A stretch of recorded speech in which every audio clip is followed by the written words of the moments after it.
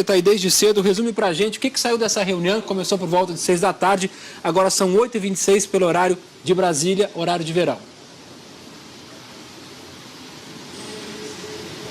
Boa noite, Marcela, a você, a todo mundo que está no estúdio, todo mundo que está em casa acompanhando a Globo News. Olha, nessa coletiva, logo após o fim da reunião do Gabinete de Crise aqui no Palácio do Planalto, os ministros do Gabinete de Segurança Institucional, Augusto Heleno, e também da Advocacia Geral da União, André Mendonça, disseram o seguinte, que a prioridade do governo continua sendo o resgate de vítimas. E aí citaram qual é a estratégia do governo, que aceitou, inclusive, o apoio por parte do primeiro-ministro de Israel, Benjamin Netanyahu, que além de homens, de médicos, especialistas nessas graves crises, nesses graves desastres, também trará nessa comitiva equipamentos que vão ser usados para tentar identificar pessoas que estejam soterradas, justamente para tentar identificar essas vítimas e pessoas desaparecidas. Esse é o foco principal do governo. Qual é o grande segundo foco do governo? É garantir a prestação de serviço nessa região. E para isso, o que o governo está estudando e o que foi apresentado nessa reunião do Gabinete de Crise? Algumas possibilidades, um cardápio de possibilidades que o governo federal pode adotar para tentar minimizar o impacto do rompimento dessas barragens na vida dos moradores. Quais são algumas ideias que vêm sendo trabalhadas pelo governo? Por exemplo, nas palavras do próprio ministro do Gabinete de Segurança Institucional, Augusto Heleno, é antecipar alguns pagamentos para os cidadãos. Você tem a possibilidade da liberação do saque do FGTS, você tem também a possibilidade do pagamento de um bônus do Bolsa Família para as famílias que são dependentes desse programa social, a possibilidade do pagamento de indenização para as pessoas que são dependentes economicamente de algum instrumento que foi diretamente impactado pelo rompimento da barragem. Então você tem o caso de um pescador, o caso de um agricultor ali que teve a sua lavoura prejudicada com os rejeitos, com essas ondas de rejeitos, e também a própria antecipação do pagamento do 13º. Essas são algumas possibilidades que vêm sendo estudadas pelo governo e foram citadas aqui durante essa coletiva. Agora, depois desse primeiro passo, que é justamente primeiro o resgate das vítimas, depois a garantia desses serviços, tentar diminuir o impacto dessa tragédia ambiental sobre os moradores da região, também tentar proteger aquelas áreas de captação de água, você tem um segundo momento, que é o momento das apurações. E aí quem falou bem sobre isso foi o ministro da Advocacia Geral da União. Ô Nilson, deixa eu te interromper rapidinho, porque acaba de chegar uma atualização aqui do governo de Minas Gerais. São 40 mortos que foram confirmados neste momento pelo governo de Minas Gerais. Ainda segundo com as informações do governo, foram resgatadas ao todo 366 pessoas, sendo ali 222 funcionários da Vale, continuam desaparecidos, e 145 terceirizados também. Então, atualizando o número, por isso que eu acabei interrompendo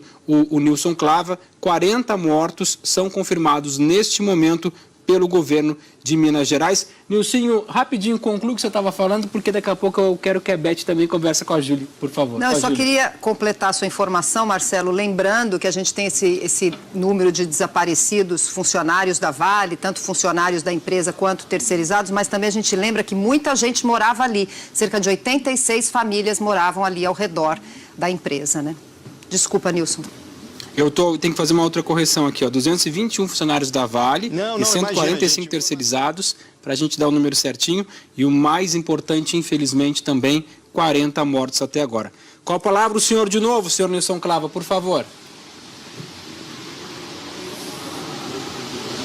Não, é justamente essa a preocupação, Vocês citaram o número de desaparecidos, essa é a prioridade do governo. A gente está falando da segunda fase, que é a fase de investigação. O ministro da Advocacia Geral da União, André Mendonça, disse que o seguinte, pode até ter uma negociação com a Vale, mas que não será uma negociação nos mesmos termos que foram feitos no caso de Mariana, porque é uma reincidência, indicando que o governo será mais duro. E nesse sentido, só para fechar e devolver para vocês, o ministro Augusto Heleno também citou que será feita uma nova vistoria nas barragens da região, priorizando aquelas barragens com maior nível de risco. Então fará o governo uma nova vistoria nessas barragens, priorizando aquelas com maior nível de risco, e além disso serão adotados novos protocolos de fiscalização, segundo os ministros que deram coletiva agora há pouco aqui no Palácio do Planalto. Então o governo estuda sim novos protocolos para serem adotados nessa fiscalização de barragens. Por enquanto, são essas as informações e o governo estuda então formas de repassar recursos agora para Minas Gerais, seja por essa forma diretamente para os cidadãos impactados ou uma transferência direta de recursos. Essa transferência de recursos também foi admitida pelos ministros por aqui, Marcelo e Beth. Olha só, Beth, acaba de chegar uma outra informação, um decreto do governo do estado de Minas Gerais que acabou de determinar e decretar um luto oficial de 3 dias, foi assinado pelo governador do estado, Romeu Zema Neto, então, que acabou de decretar esse luto oficial de 3 dias no estado de Minas Gerais, lembrando que a data desse decreto é do dia 25 de janeiro.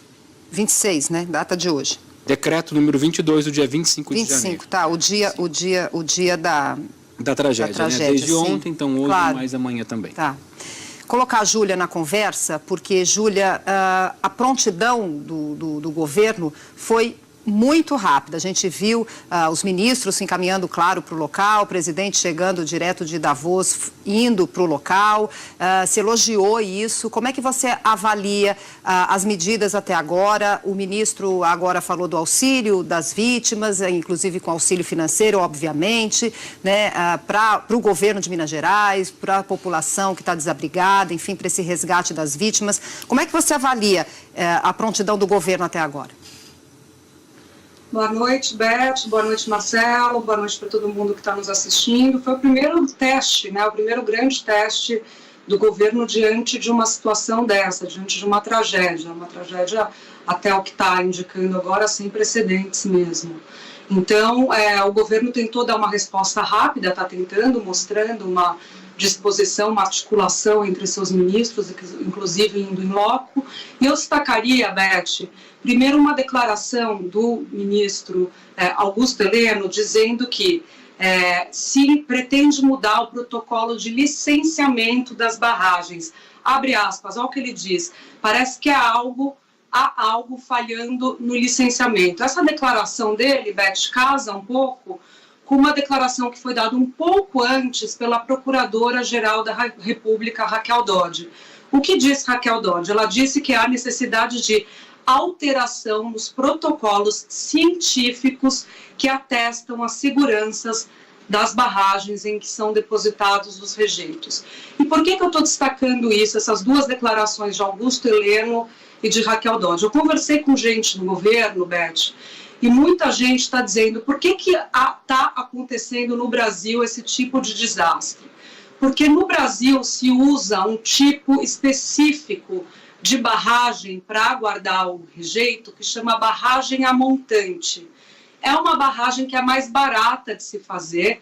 E como é que funciona? Você vai colocando camadas de rejeito, que é o que sobra ali do momento que você vai beneficiar o minério de ferro. Você pega o minério de ferro bruto, você vai transformar ele ali no composto mais rico, e aí você sobra o rejeito dessa operação, nele tem água. E aí você vai acumulando esse rejeito todo com água nessas barragens. Você precisa ter um processo de drenagem bem eficiente nesse sentido. Eu estou explicando de uma maneira leiga, porque eu também sou leiga no assunto. O que acontece? Fora do Brasil, existem maneiras mais, com uma tecnologia mais avançada de se guardar esse rejeito.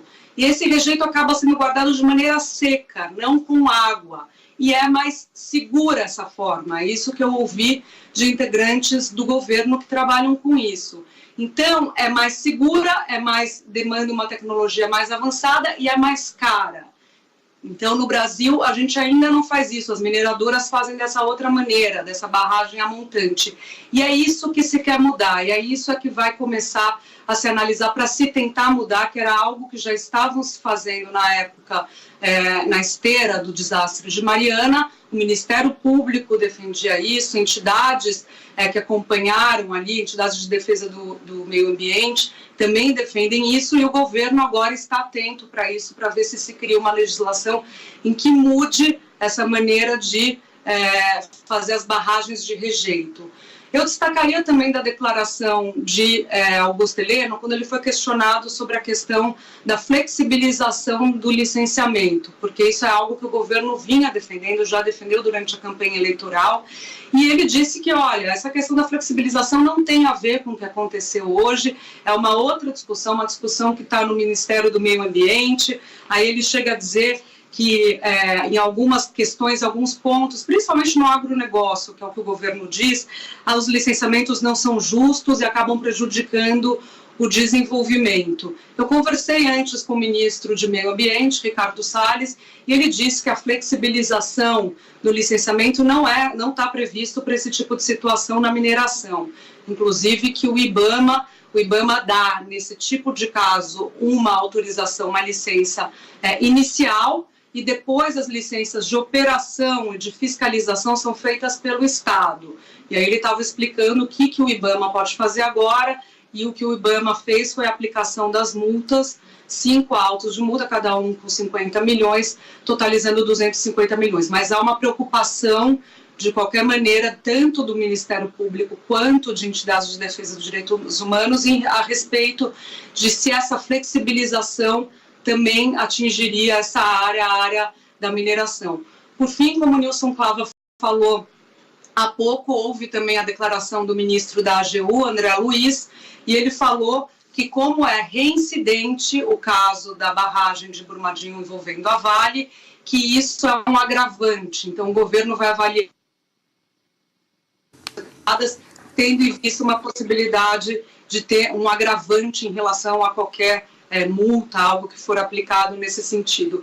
E quanto à ajuda aos governos e às pessoas, o ministro Augusto Heleno quis dizer que isso fica com o Ministério da Economia, e não tinha representante do Ministério da Economia na reunião, então não se sabe ainda se haverá uma liberação do FGTS, de 13º, não ficou claro como é que será isso, a gente tem que agora aguardar o posicionamento do ministro Paulo Guedes.